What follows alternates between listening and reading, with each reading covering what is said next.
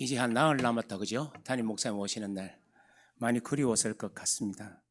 아마 제 경험상 저도 안식년을 갔다 올 무렵이면 저는 한 3개월을 갔다 왔었는데요. 갔다 올 무렵이면 성도들의 생각과 제 생각 조금 다를 수 있습니다. 성도들 생각은 아마 이렇게 생각할 겁니다. 목사님 어쩌면 돌아오기 싫어할 거야. 그렇지 않겠습니까? 좋은 거 제가 하고 또 많은 걸 보면요. 그런데 아니에요. 담임 목사는요. 그 안식년이 끝나기 저 같은 경우 3개월이니까 한 1개월 전부터 빨리 들어가야 될 텐데 스케줄 마련해 놨기 때문에 어쩔 수 없이 있는 거지. 아마 우리 전 목사님도 그럴 것 같아요. 아마 벌써 마음은 여기에 와 있을 것 같아요. 그래서 주일날 만났을 때 서로 반갑다고, 우리 새청조교회는 서로 만나면 서로 이렇게 허깅다고 그럽니까? 남자들끼리는? 안 그런가요? 하여튼 뭐 서로 반갑다 그러고 하이파이브도 하고 그런 복된 주일이 됐으면 참 좋겠습니다. 제가 오늘은 이제 우리의 각성이 있어야 된다라는 거죠. 처음에 제가 얘기했던 게 뭐냐 하면 하나님의 은혜를 체험해야 되고 우리의 믿음은 하나님의 은혜를 통해서 가는 거고, 지난주에는 우리가 누구인지를 자각해야 되고 이렇게 좀 말씀을 드렸죠. 이제 오늘은 네 번째로 그런 삶을 살기 위해서 우리에게 마지막으로 필요한 게 뭐냐? 각성이라는 겁니다. 각성이라는 건 다른 말로 바꾸면 내가 살아가는 이 세상에 악의 세력이 늘 존재한다는 것. 두 번째, 그 악의 세력을 내가 이길 수 있는 힘이 모자란다는 것. 그래서 거기에 대한 우리의 각성이 있어야 돼요.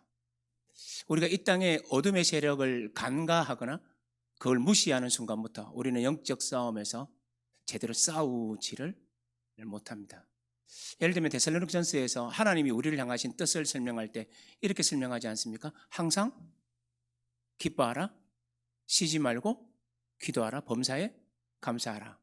제가 이 본문을 설교하는 건 아니지만 오늘 본문과 좀 맞추어 보자면 두 번째 나오는 것, 항상 기도하라. 우리가 왜 항상 기도해야 되죠? 항상 기도하는 이유는 딱 한 가지입니다. 그거 뭐냐? 이 땅이 신락원이기 때문에 그렇습니다. 다른 말로 바꾸면 이 땅에서 영적 싸움이 일어나고 있기 때문에 그렇습니다. 제가 앞에서도 말했던 것처럼 영적 싸움을 우리가 자각해야 되는 것, 각성해야 되는 건 뭘 의미하냐? 이 땅에는 악의 세력이 분명히 존재한다는 겁니다. 그런데 우리에게는 그 악을 이길 만한 힘이 없다라는 겁니다. 이 상황을 우리가 알기 때문에 뭐하라고요? 항상 기도할 수밖에 없어요. 이걸 오늘 좀 계속 본문 말씀과 연결해서 계속 좀 설명이 가능할 것 같습니다. 그러기 전에 제가 질문 하나 던져볼까요? 여러분 어떠세요? 마귀, 사단, 귀신, 실제를 믿으시죠? 그렇죠? 대강 우리 연배쯤 되면 믿으세요. 저도 이 연배에 속하기 때문에 저도 믿고요. 그런데 세상 사람들은 귀신을 믿지 않습니다. 귀신을 희화화시키지요. 별것 아닌 존재로 생각해 버립니다. 그것을 별것 아닌 존재로 생각하지 않아도 되는 존재로, 어떤 의미에서 망각의 존재로 귀신을 인정하지 않습니다. 그러면서 그들은 이렇게 말을 합니다. 왜냐하면 귀신이라는 건 옛날 사람들의 세계관 속에서 나온 이야기일 뿐이다. 현대 과학이 발전한 시대 속에 어떻게 귀신 얘기를 할 수 있냐? 그럴 수 없다라고 사람들은 생각하기 때문입니다. 심지어 성경 속에 나오는 귀신을 축출하시는 예수 그리스도의 능력을 보고도 사람들은 말하죠. 그것은 고대 사람들이 자신들의 세계관 속에서 그것을 기록할 때는 귀신의 존재를 믿고 있는 세계관 속에서 성경을 기록했기 때문에 귀신을 그렇게 묘사했을 뿐이다 라고 말하는 것이요. 그 세상은요, 귀신을 믿으려고 하지 않습니다. 예를 들면, 그런데 재밌는 게 뭐냐면 교회 다니는 분들도 가끔 그럴 때가 있어요. 손주가 말합니다. 할머니 저 무서워요. 왜? 뭐 때문에? 저기만 가면 이상하게 무서워요 이럽니다. 지혜로운 할머니 이렇게 말하겠죠. 무서워할 것 없어, 주님이 우리와 함께 계시오 이러면 되는데, 좀 생각이 좀 짧은 할머니들은 뭐라 그러죠? 야, 귀신이 어딨노? 그런 말을 할 때가 많죠. 그래서 이 땅에 우리들도 생각해 볼 필요가 있어요. 귀신은 있는가? 존재하는가? 악의 영, 사단은 존재하는가? 생각해 볼 필요가 있겠죠. 이것은 멀리까지 가지 않아도 돼요. 예수님께로 가면 되죠. 예수님이 귀신을 축출하는 그 모습 말고요. 제자들이 와서 주님께 묻습니다. 주님, 우리는 어떻게 기도해야 합니까? 라고 했을 때 기도의 정신, 기도의 내용을 우리들에게 가르쳐 주신 것이 주기도문 아닙니까? 그죠? 그러니까 주기도문은 두 단락으로 나뉘어지는 건 잘 아실 거고요. 첫 번째는요, 하나님 나라가 이 땅에 임하기를 원하는 것.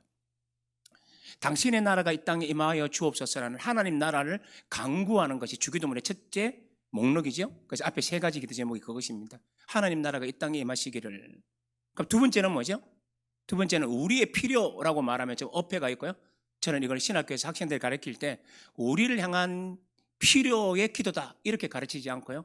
어떻게 가르치느냐 하면 하나님 나라를 갈망하는 사람들에게 있어야 하는 것을 기도하는 내용이 후자라는 것이죠. 그래서 거기는 어떻게 넣습니까? 일용할 양식, 그 다음에요 관계 측면에서 용서함, 맞아요? 세 번째는 뭡니까? 우리를 시험에 빠지지 않게 하시고 다만 악에서 구하옵소서라고 말하죠.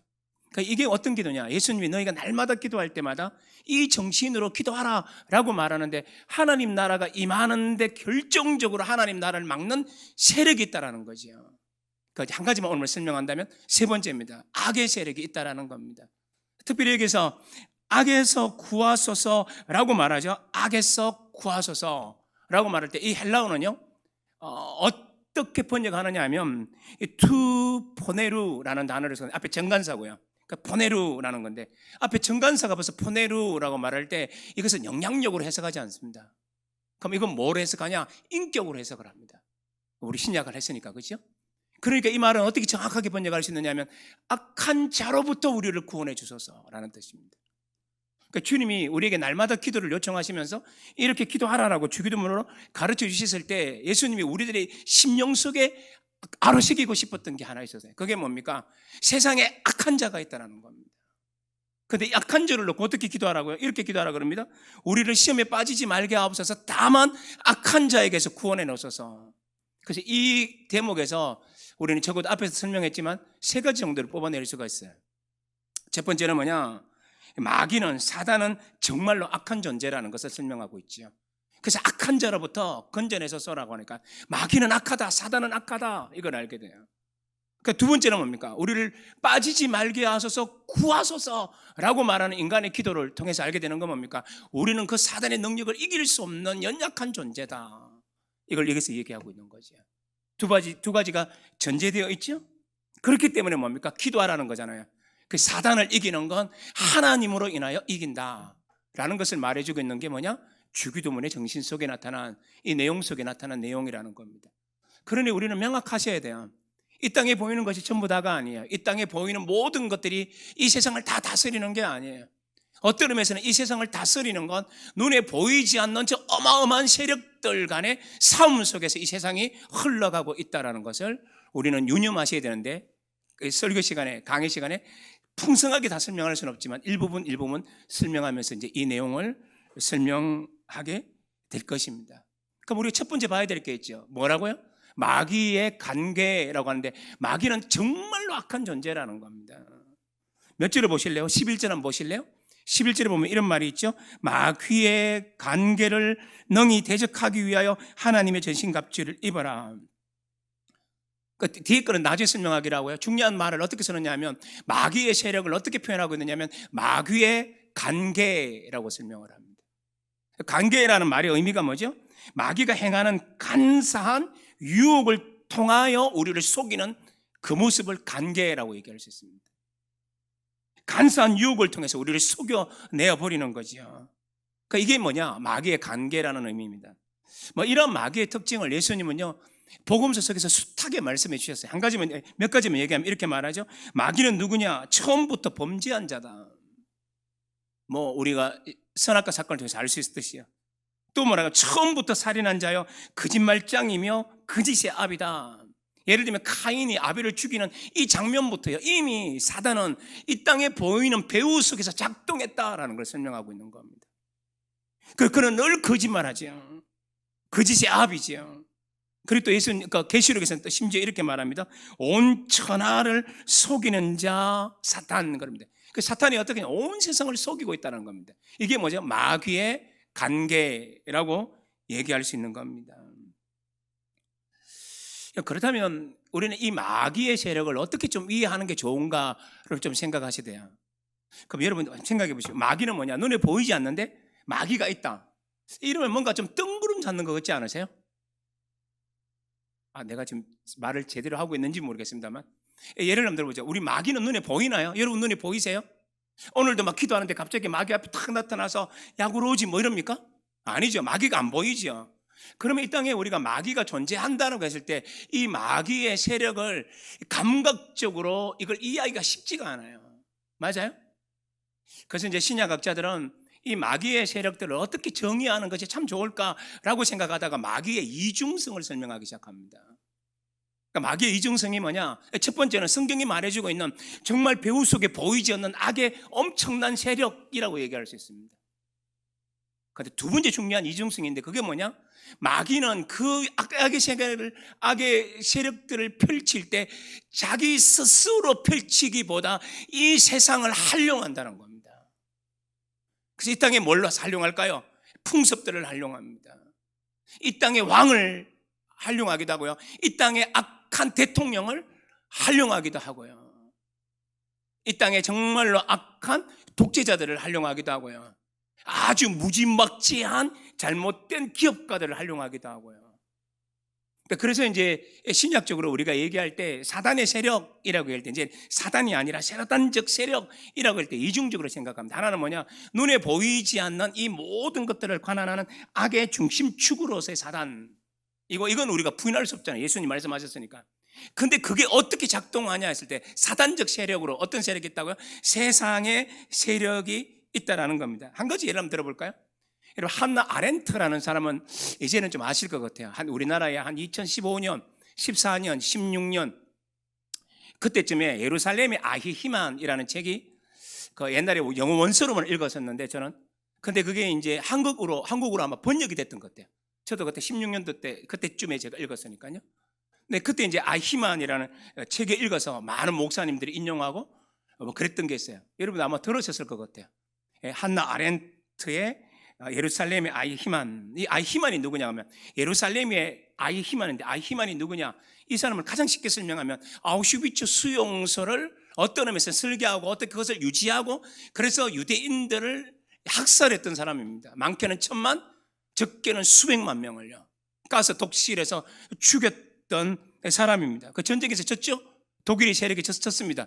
그러니까 이 아히만이 자기가 살기 위해서 어디로 도망가냐? 아르헨티나로 도망을 갑니다. 그래서 이름을 바꾸고 그리고 뭐 수염을 더 기르면서 살고 있었지만 이 전범들을 잡기 위한 이 땅에 정의로운 사람들이 많다고요. 과거는 반드시 숙청해야 돼. 과거는 반드시 뭡니까? 잘라내야 되거든요. 악의 세력은 잘라내야 되거든요. 그 당시에 이제 그 온 세상에 적이놓았던 사람들이 이 전범들을 찾기 시작했어요. 특별히 아히만은 엄청난 범죄인이니까. 그래서 아르헨티나에서 그를 붙잡았어요. 붙잡아서 어떻게 했을까요? 예루살렘으로 와서 예루살렘에서 이 전범 재판을 하게 됐던 겁니다. 그 내용을 다 설명할 수는 없지만요. 한마디로 이렇게 묻습니다. 재판장이 아히만한테 뭐라 묻느냐면 당신의 죄를 인정하십니까? 당신의 죄를 인정하십니까? 라고 묻습니다. 그때 아히만이 뭐라 그런 줄 아세요? 아니요, 나는 죄를 짓지 않았습니다. 왜냐하면 내가 한 모든 일들은 국가가 명령했고 나는 그 국가의 명령에 충성되게 헌신한 사람일 뿐입니다. 그러므로 나에게 죄를 물을 것이 아니라 국가의 모든 최선을 경주했던 나에게 상을 주셔야 합니다. 거기다 더 섬뜩한 말을 덧붙입니다. 만약에 정부가 나의 부모님에게도 유대인에게 하라고 했던 일들을 하라고 한다면 나는 눈 하나 깜짝하지 않고 부모도 그렇게 처단했을 것입니다. 그러므로 나는 죄를 짓지 않았습니다. 나는 이 나라를 위해서 충성했을 뿐입니다. 라고 이 얘기를 합니다. 한나 아렌트는 예루살렘의 아히만 속에서 굉장히 그것들을 잘 설명하고 있습니다. 한번 읽어보셔도 좋겠고요. 그렇게 얘기하는 겁니다. 근데 여기서 우리 궁금한 게 하나 있어요. 그게 뭐냐면 이런 겁니다. 여러분, 악의 명령과 자기의 양심 사이에는 충돌이 일어나잖아요. 안 그래요? 나라가 유대인들을 죽여라 했던 명령이 있다고 할지라도 내 양심이 이 명령과 서로 상충하지 않나요? 그렇잖아요. 양심의 상충이 있잖아요. 그런데 이 아히만은 자기 양심에 상충되는 것들을 한순간에 다 버려버립니다. 왠 줄 아십니까? 공문이 내려왔거든요. 어떤 공문이 내려왔냐? 이 유대인들을 죽여야 되는데 그 죽여야 되는 공문에다가 빨간 글씨 하나를 딱 찍어 놓은 겁니다. 그게 뭔지 아세요? 영어로 번역하면 The Final Solution입니다. The Final Solution. Final Solution이 뭡니까? 이건 최종적인 The Final, 최종적이다. 뭐로? 해결책이다. 그러니까 이건 마지막 해결책이다. 어떻게 하더라도 이건 변개되지 않는다, 바뀌지 않는다라는 얘기입니다. 그 Final Solution이기 때문에 아히만은 어떻게 하냐? 바꿀 수 없는 거기 때문에 해야만 됩니다.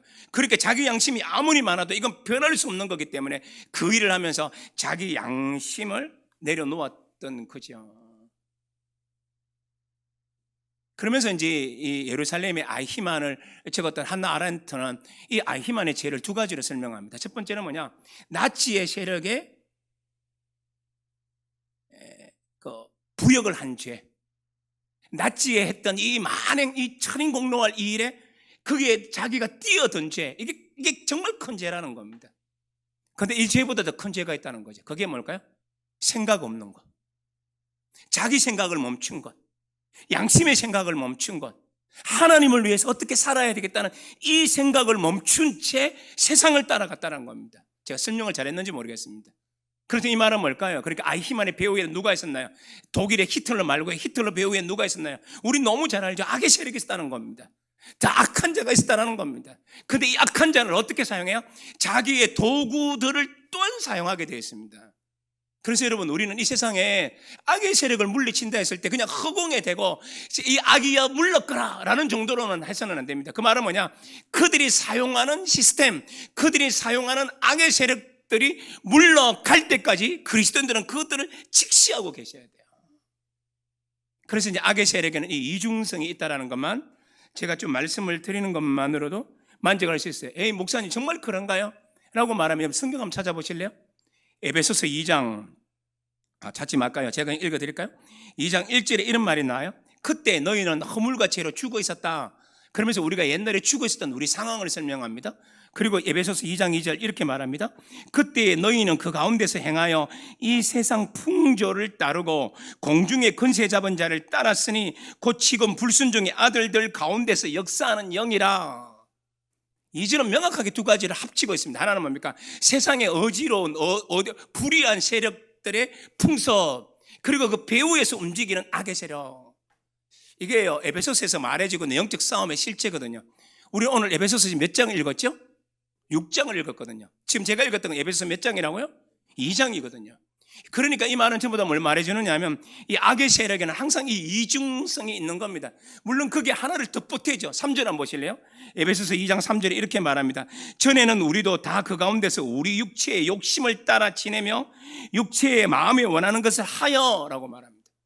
그러니까 우리의 연약성은 뭡니까? 우리의 죄로 키우는 우리의 영양석. 그러니까 우리가 성령 충만하지 않으면요, 하나님 말씀으로 충만하지 않으면 나의 시간과 나의 마음과 나의 열정은 하나님의 뜻하고 상관없는 어디로 흐르냐? 나의 약점이 있는 것으로 흘러요. 우리의 목적의식이 없고 하나님을 제대로 살고자 하는 담대한 생각이 없을 때 우리 시간은 전부 어디로 흘러가냐? 하나님을 흘러갈 것 같죠? 천만에요. 우리가 하나님 말씀과 기도 속에 이 땅의 영적 싸움을 이해하지 못하고 넉넉고 있으면 우리의 모든 시간은요, 세워라 내워라 흘러가거라 말거라 하면서요 그냥 무의도식으로 살아가는 삶을 살아가요. 왜 그런지 시간의 법칙입니다. 시간의 법칙의 제1법칙이 뭐냐? 모든 시간은 우리의 약점이 있는 곳으로 흐른다. 그러니까 이 악의 세력의 이중성은 우리의 연약성 속에 들어와서 밀접하게 우리들을 괴롭히게 되죠. 그래서 어떻게 합니까? 이 마귀의 관계를 이 정도만 설명하고요. 그 악의 세력은 이렇게 대단합니다. 악의 모든 세력을 동원합니다. 그래서 우리를 하여금 숨도 못 쉬게 만듭니다. 북한에 있는 우리의 민족들을 한번 생각해 보십시오. 몇 대에 이르러가면서 독재시대에서 신음하고 있는 우리의 동포들을 생각해 보십시오. 그걸 이길 수가 없습니다. 왜요? 체계적이니까. 수령에 대한 충성심을 아주 체계적으로 짓눌러 보니까 이게요, 숨쉬기가 쉽지가 않습니다. 그 악의 세력이 이렇게 움직인다는 겁니다. 이게 뭐라고요? 마귀의 관계. 제 두 이중적으로 설명했어요. 하나는 악의 세력의 근원성, 또 하나는 그들이 사용하는 이 세상의 풍속과 이 세상의 시스템이라는 거. 우리 꼭 그거 명심하셔야 돼요. 그럼 어떻게 됩니까? 우리는 연약한데 그럼 어떻게 이 마귀를 이길 수 있나요? 우리가 연약한 건 제가 설명하지 않아도 돼요. 왜냐하면 지난주 시편 8편을 통해서 이 온 우주에 있는 별들과 대조되어지는, 기억하십니까? 사람이 무엇이간데 인자가 무엇이간데 설명을 했죠. 죄된 존재라는 거 설명했으니까 오늘은 좀 건너뛰고요. 그래서 우리가 연약한데 그럼 어떻게 하면 이 마귀 세력을 이길 수 있는가라고 했을 때 성경은 우리에게 말하죠. 11절 13절을 눈여겨보실래요? 11절에 이렇게 말합니다. 하반절에 하나님의 전신갑주를 입어라. 11절 다시 보면 마귀의 관계를 능히 대적하기 위해서는 하나님의 전신갑주 입어야 된다. 입어라, 전신갑주를. 두 번째는요, 13절에서 뭐라 그러냐, 하나님의 전신갑주를 취하라 그럽니다. 그러니까 물어볼게요. 여러분, 전신갑주가 뭐죠? 14절 이후에 나오죠. 맞아요, 14절 이후에 나와요. 14절 이후에 이렇게 나옵니다. 그런즉 서서 진리로 너희 허리띠를 띠고, 그렇지, 의의 호신경을 붙이고 평안의 복음이 준비한 것 신을 신고 모든 것 위에 믿음의 방패를 가지고 이로써 너희 모든 악한 자의 불화살을 소멸하고 구원의 투구와 성령의 금 곧 하나님의 말씀을 가지라. 이렇게 나오죠. 그럼 여기서 중요한 단어는 뭐예요? 허리띠인가요? 호신경인가요? 신발인가요? 방패인가요? 투구인가요? 금인가요? 아니요. 이렇게 성경에 해석하면 우리는 성경을 정말 엉터리를 넣은 거예요. 여기서 말하는 전신갑주는 그걸 말하는 게 아니죠. 진짜 중요한 단어가 뭡니까? 이겁니다. 진리, 의, 평안의 복음, 믿음, 구원, 그리고 뒤에 나오는 성령의 검, 곧 하나님의 말씀이니까 이걸 제대로 번역하면 하나님의 말씀인 성령의 검입니다. 하나님의 말씀, 이게 중요한 단어들이에요. 그러니까 우리가 이 세상을 이기기 위해서는 이 진리, 그리고 뭡니까? 의로움, 그리고 평안의 복음, 믿음, 구원, 이 하나님 말씀을 가져야 돼요. 그럼 이게 무슨 뜻인지를 알아야 되잖아요. 그럼 진리는 뭘까요? 가장 간단하게 설명하면 하나님이 나를 사랑하신다는 사실을 기억하는 겁니다. 그게 진리예요. 하나님의 독생자를 발가벗기고 온몸에 찢기시고 저주 가운데 내어놓으신 이유가 뭐냐? 우리를 사랑함이에요. 이게 복음의 진리예요. 이거 첫째 날 제가 설명을 드렸었어요. 4주 전에, 3주 전에요. 그 다음에 의라는 게 뭐냐? 나를 정죄하지 않는 하나님의 은총을 말합니다. 그러니까 우리가 영어로 말 justification이라고 말해서 칭의를 주시다, 우리를 의로운 사람으로 하다 할 때 그 의를 말합니다. 세 번째는 평안의 복음이잖아요. 그러니까 하나님이 나를 사랑하시고 나를 의롭다는 사실을 아는 순간 우리 속에는 뭐가 넘쳐요? 평안이 넘쳐요. 샬롬이 넘친다고요. 그래서 여러분, 바울의 서신에서 은혜와 평강이 있기를 원하노라 인사할 때 은혜가 있어야만 평강이 넘쳐요. 은혜를 잊지 않는 사람만이 평강을 잃지 않아요. 그렇죠? 요즘 내 속에 평강이 없다. 돌아보면요, 내가 은혜에서 많이 이탈됐다는 걸 알 거예요. 자, 어쨌든 이게 뭐냐? 평안의 복음이에요. 그 다음에 믿음은 뭡니까? 우리가 흔들리지 않게 하는 믿음. 기억나시나요? 믿음? 콘크리트 믿음이 아니라 어떤 믿음이라 그랬나요? 흔들리면서 피는 꽃과 같다 그랬죠. 그래서 믿음의 구약에 나오는 중요한 단어가 에무나, 기억나십니까? 에무나. 오직 의인은 에무나로 말미암아. 표정이 기억 안 나시는 표정 같아요. 하여튼 에무나로 살리라. 에무나가 뭐라 그러나요? 흔들리더라도 굳게 잡고 있는 거. 이게 끝까지 잡는 거. 내가 믿음이 좋아가 흔들리지 않는 게 아니라 흔들릴 수 있지만 끝까지 잡는 게 믿음이에요. 그러니까 여기서 말하는 믿음이라는 게 뭐냐? 그런 것들을 말해요. 흔들리지 않게 하는 그 믿음, 하나님에 대한 신뢰를 두는 것, 아무리 어려워도 주님을 붙잡는 것, 이게 믿음이에요. 구원이라는 게 뭐냐? 다른 서신하고 연결해 보면 구원이라는 게 놀라운 하늘의 소망이에요. 그리고 하나님의 말씀입니다. 이건 더 설명하지 않아도 되죠. 말씀으로 사단 마귀를 이기잖아요. 예수님 세례 때, 시험 받을 때 어떻게 이깁니까?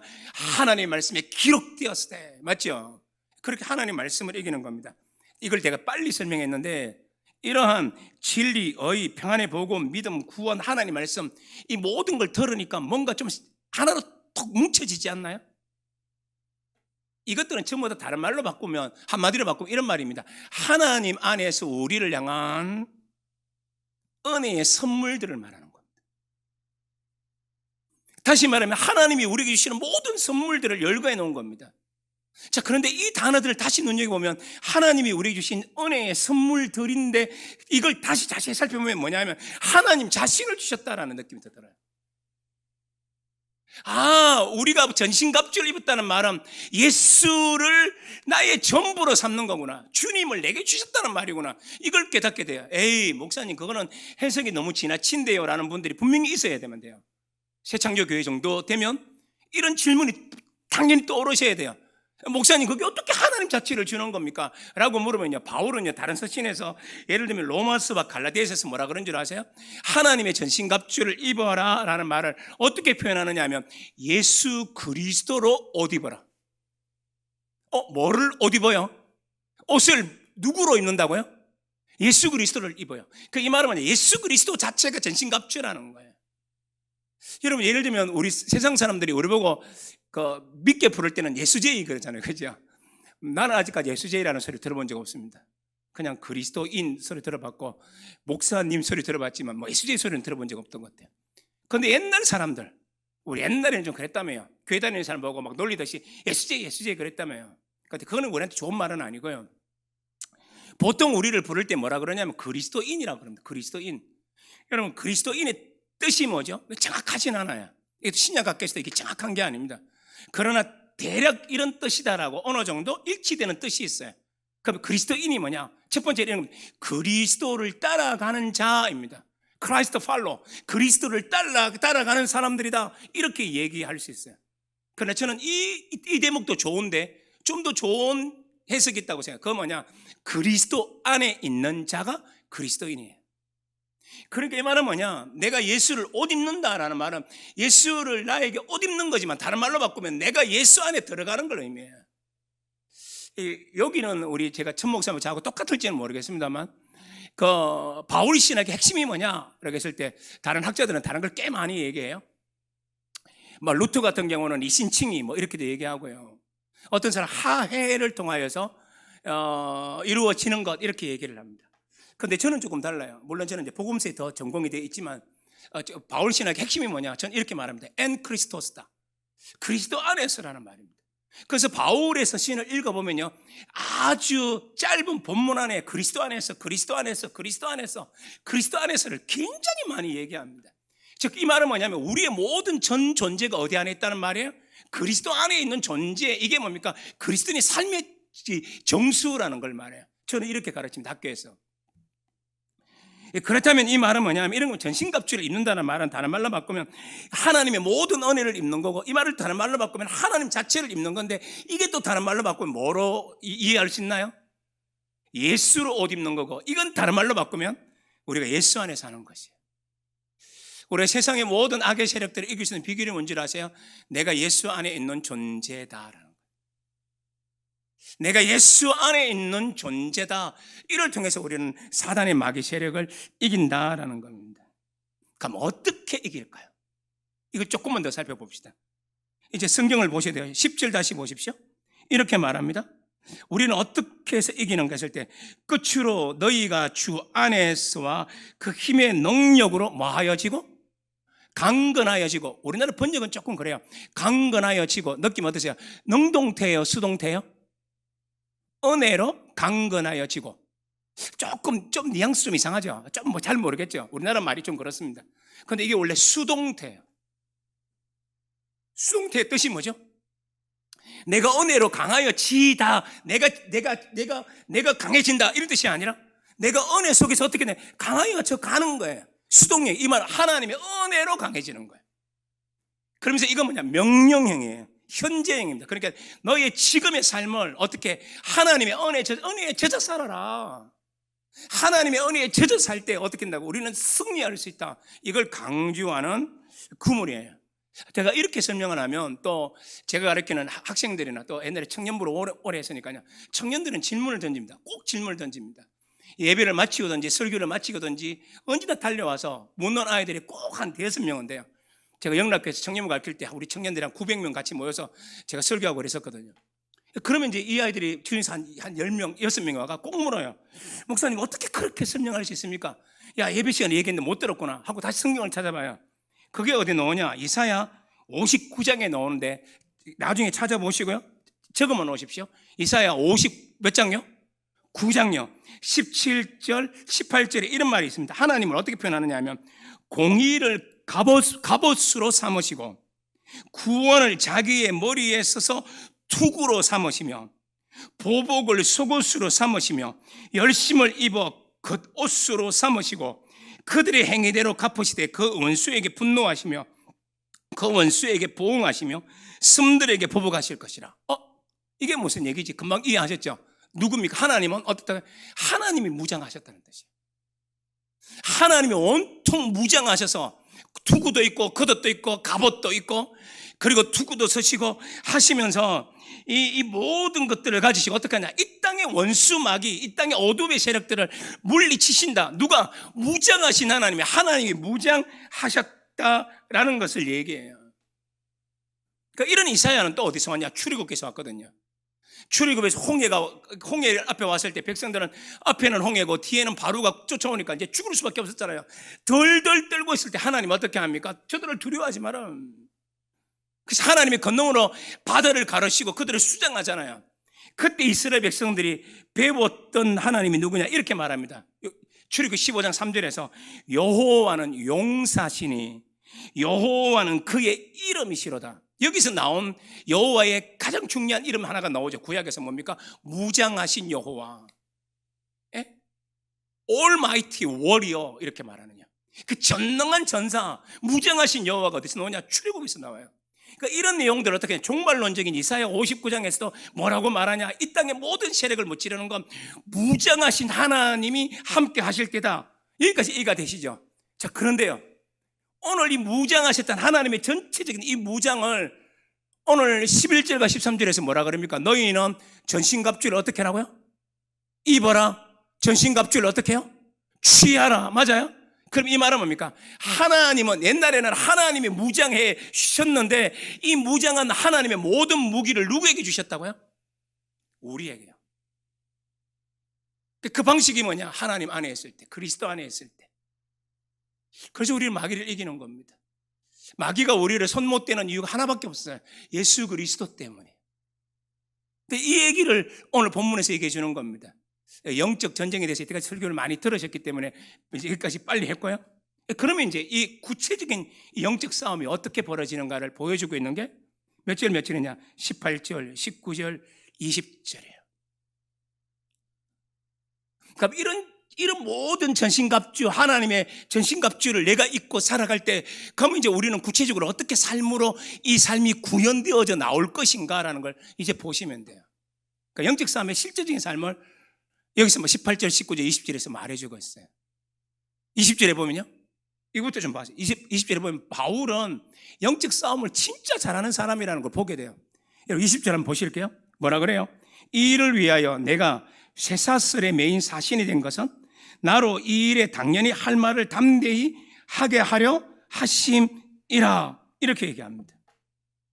이게 중요한 게 뭐냐면 지금 사도 바울은 어떤 상황이나요? 쇠사슬에 매여 있는 상황입니다. 쇠사슬에 매여 있으니까 얼마나 몸이 불편하겠습니까? 감옥에 갇혔으니까 얼마나 갑갑하겠습니까? 만약 여름이었다면 얼마나 습기가 차서 답답하고 숨도 못 쉬었겠습니까? 자다가 겨우 몸을 좀 뒤척이면 이 쇠사슬 소리가, 이게 뭐 끌리는 소리가 들리고 쇠사슬이 막 부딪히는 소리 들리고 온몸이 어거된 상태에서 얼마나 힘들었겠습니까? 그런데 이런 상황에서요, 사도 바울은 영적 전투를 멈추지 않아요. 어떻게 멈추지 않느냐? 19절 20절에 보면 어떻게 말하느냐 하면, 얘들아, 내가 감옥에 있어서 힘드니까 내가 석방되도록 기도해라 라고 기도를 요청하지 않아요. 어떻게 기도를 요청합니까? 내가 비록 쇠사슬에 매여, 그리스도 때문에 쇠사슬에 매여 힘들지만 내가 이곳에서도 영적 전투를 잘할 수 있는 비결이 뭐냐? 이곳에 있더라도 하나님 말씀을 담대하게 전하게 해달라는 겁니다. 자기의 석방이 기도 제목이 아니에요. 자신의 유익이 자기의 그 기도의 제목이 아니에요. 자기가 어떻게 좀 잘되고 편해지는 게 기도의 제목이 아니에요. 영적 싸움을 하는 사람은 그게 우선순위가 아니에요. 우선순위가 뭐냐? 비록 내가 감옥에 있을지라도 하나님의 말씀을 담대하게 전하는 사람 되게 해달라. 멋있지 않나요?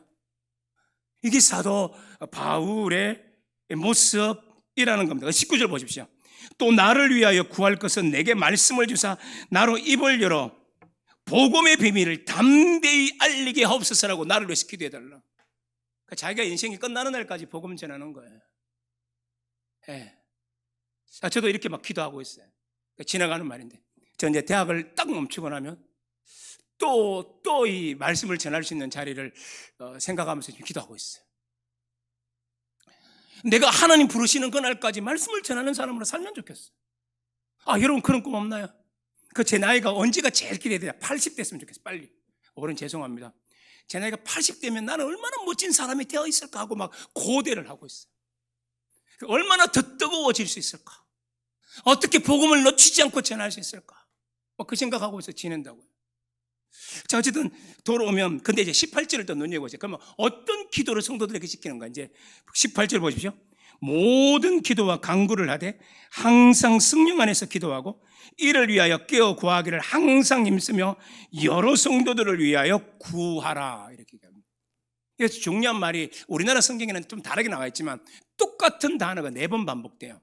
뭐냐? 모든, 항상, 여러라는 단어예요. 이건 헬라어는 똑같은 단어입니다. 전부 다 뭐냐? 어떻게 번역하냐? 모든, all, 모든 것이라는 것으로 번역하는 단어예요. 모든 것. 그리고 이 말은 너희의 일상의 모든 삶 속에서 어떻게 하라? 기도로 승리해라. 하나님께 아뢰면서 승리해라. 이 얘기를 우리들에게 말해주고 있는 겁니다. 말씀을 마무리할게요. 그러면 여러분, 우리 왜 기도해야 돼요? 앞에 잠깐 설명했죠. 이 땅에 영적 전쟁이 일어나고 있으니까요. 이 땅에 영적 전쟁이 일어나고 있으니까요. 사단은 언제든지 우리를 무너뜨리라고, 때로는 우리를 서로 불화하게 만들려고 하고, 옛날에 그 넘치던 사랑을 축소시켜서 미움으로 바꾸려고 만들기도 하고, 사단은 어떤 작당을 통해서든지 우리로 하여금 힘겹게, 힘 빠지게, 아무것도 못하게 만드는 세력이 언제나 우리 주변에 존재하고 있다고요. 어떻게 얘기해요? 아까 예수 안에서 이긴다 그랬죠. 하나님의 은혜로 이긴다 그랬죠. 그 비결이 뭐냐? 기도예요. 기도. 마무리한다 그랬으니까. 여러분 출애굽기 17장에 보면 이스라엘 백성들이 출애굽하여 치루었던 첫 전쟁 잘 알죠? 누구와의 전쟁?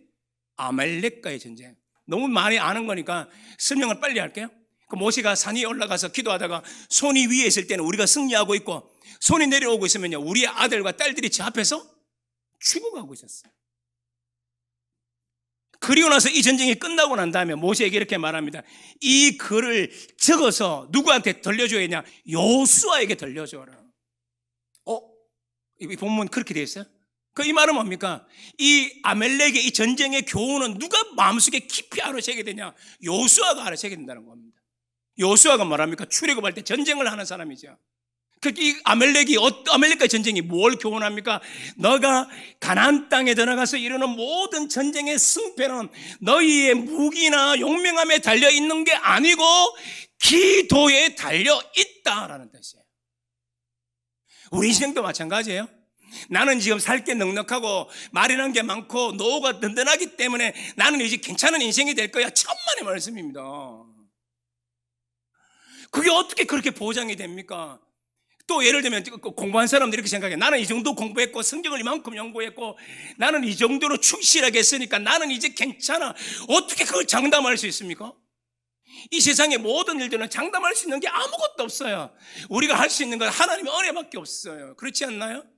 그래서 이 말은 뭐냐? 모든 것에 우리는 어떻게 해요? 하나님께 기도하고 겸손하게 기도하고 이 땅에 영적 전쟁이 일어나고 있음을 선포하고 하나님 나는 연약하오나 하나님의 은혜로 이기겠습니다라고 기도하기를 이 본문의 마지막 단락에서 바울은 이토록 강조하고 있다고요. 마무리 질문을 던지겠습니다. 여러분의 기도는 안녕하십니까? 옛날에 MBC인가 CBS인가 모르겠지만 로고송이 있었어요. 안녕하십니까? 인사를 나누시다 명랑하게 1년은 365일. 괜히 불렀죠? 그런 노래가 사람들 때 만날 때마다 안녕하십니까? 인사를 나눕시다 명랑하게 1년은 365일. 만날 때마다 우리 안녕하냐고 물으라고 하는 그런 건전가요 비슷한 로고송이 있었어요. 오늘 이 설교를 다시 한번 더 묵상하면서 그 생각이 나더라고요. 묻고 싶었어요. 안녕하십니까? 여러분의 기도는요?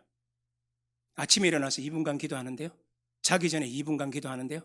밥 먹을 때 1분간 기도하는데요? 그 기도 말고요. 톰 라이터는 이렇게 말합니다. 완전히 굽는 것보다 딱딱하게 굳어있는 빵 한 조각이라도 먹는 게 좋긴 좋다. 진짜 그렇습니다. 기도 아예 안 하는 성도보다 아침에 2분하고 밤에 한 2분하고 식사 시간에 1, 2분 기도하는 거 그게 좋을 수 있어요. 왜요? 부스러기라도 되니까.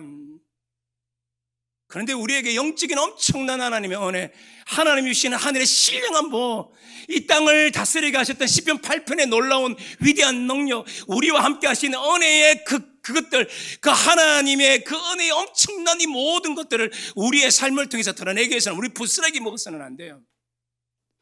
기도하셔야 돼요. 새창조교회는 늘 그러셨겠지만 앞으로도 더 기도하셔야 돼요. 이 세상의 악의 세력을 깨부시고 하나님의 영광을 위해서 달려가기 위해서 우리는 뭘 해야 된다?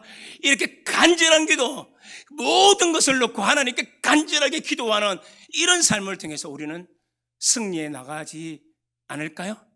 그러니까 이런 각성, 이런 영적 싸움에 대한 인식이 우리 속에 널리 있음으로 말미암아 언제나 승리하는 새창조교회 성도님 되시기를 주님의 이름으로 축복합니다. 영적 전쟁이 있을 때 주춤거리지 말고 아무것도 못한 채 너길고 앉아있지 말고 하나님으로 옷 입고 예수님으로 옷 입고 예수님의 하나님의 모든 무장을 내가 대신 받아서 그 하나님의 은총 속에서 우리가 살게 하옵소서. 기도하게 하시되 간절히 하게 하시고 기도하게 하시되 모든 성도를 위해서 기도하게 하여 주셔서 우리 속에 기도의 능력이 이 악의 세력을 이기는 삶으로 나타나게 하여 주옵소서. 개인의 삶 속에서, 가정의 삶 속에서, 직장의 삶 속에서, 우리 교회의 삶 속에서, 우리가 꿈꾸는 모든 사회 속에서 우리가 기도함으로 승리하게 역사하여 주옵소서. 예수님 이름으로 기도하옵나이다. 아멘.